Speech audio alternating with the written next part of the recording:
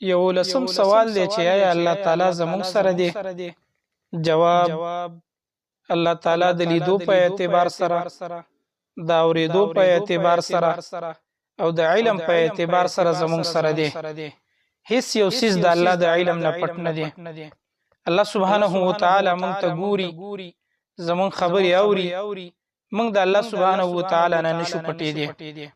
قرآن کریم په سورۃ الطه کې الله سبحانه و تعالی فرمایي: لا تخافا انني معكما اسمع وارى.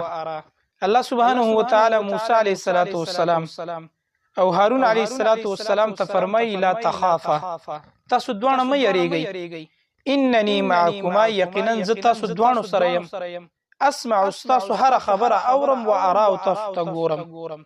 معلومه دا شو چې الله موږ ته ګوري، زمونږ هر خبره اوري. الله د علم په اعتبار سره زمونږ سره دی. هیڅ یو څیز د الله د علم نه پټ نه دی او نه پټېدی شي.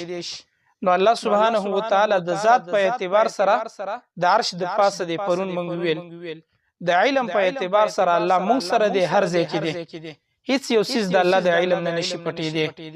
دا به زما او ستا عقیده.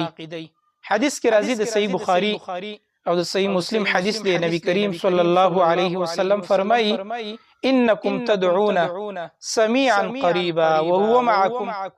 تاسو د داسې رب بندگی کوئ، داسې رب ته آواز کوئ، د داسې رب عبادت کوئ، سمیعا چې هغه ډیر اوریدونکی ذات دی. الله سبحانه و تعالی زمونږ او ستاسو خبرې اوري، زمونږ عبادات اوري. دا اسم د الله نه نشي پټېدی. قریبا ډیر نږدې ذات دی.